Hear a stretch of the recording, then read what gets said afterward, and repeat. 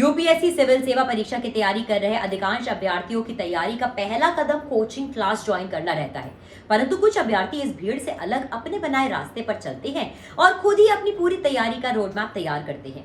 इन्हीं में से एक है राजस्थान की गंधर्व राठौर, जिन्होंने बिना किसी कोचिंग की मदद के सेल्फ स्टडी के माध्यम से ही यूपीएससी सिविल सेवा परीक्षा में 93वीं रैंक हासिल की।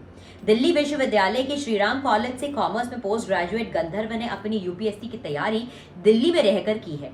उन्होंने अपने दूसरे प्रयास में यह सफलता हासिल की। आइए जानते हैं कैसे की गंधर्व राठौर ने अपनी यूपीएससी की तैयारी के लिए बनाए पर्सनल मैनिफेस्टो। गंधर्व कहती हैं कि दिल्ली में अपने समय के दौरान उन्होंने राजेंद्र नगर में कोचिंग संस्थानों और बुक स्टोर्स का दौरा किया, जहां से उन्होंने विभिन्न विषयों के लिए नोट्स एकत्रित किए। इसके बाद उन्होंने हर विषय के सिलेबस और स्टडी मटेरियल का आकलन कर पूरी योजना बनाई, जिसे वह पर्सनल प्रिपरेशन मैनिफेस्टो कहती है। गंधर्व कहती हैं कि उन्होंने अपने अन्य साथियों से मदद ली जो पहले से ही इस परीक्षा की तैयारी कर रहे थे।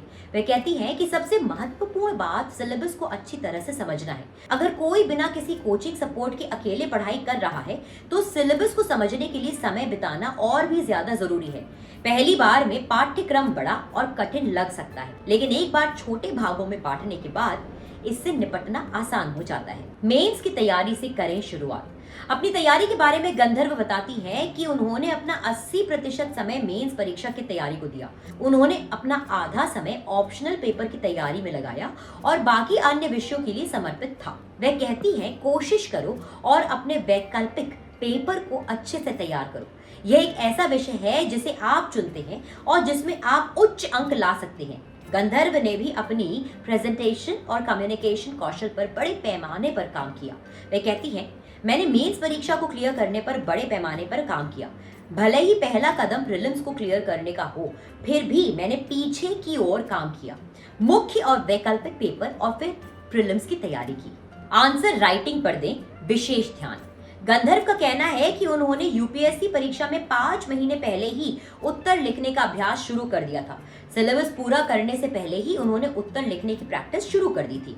मैंने अपने लेखन कौशल को सुधारने और परीक्षा में क्या प्रश्न पूछे हैं इस बारे में जानने के लिए ऐसा किया। इससे मुझे प्रत्येक विषय पर अधिक जानकारी जुटाने में मदद मिली और मुझे ये आकलन करने में मदद मिली कि मैं प्रत्येक विषय पे कहाँ पर हूँ। गंधर्व कहती है कि वह हर दिन 5 से 7 सवाल लिखती थी और 1 घंटे के भीतर इसे खत्म कर देती थी। फिर उसे दूसरों द्वारा ऑनलाइन पोस्ट किए गए उत्तरों से कंपेयर करती थी। अपनी आंसर राइटिंग टिप्स के बारे में वे कहती है, मैंने अपने जवाबों को इस तरह से विभाजित करना सीखा कि यह सभी पहलुओं को कवर करता है, आर्थिक, राजनीतिक, कानूनिक, सामाजिक, सांस्कृतिक इत्यादि। दूसरों से मदद लेने में ना करें संकोच।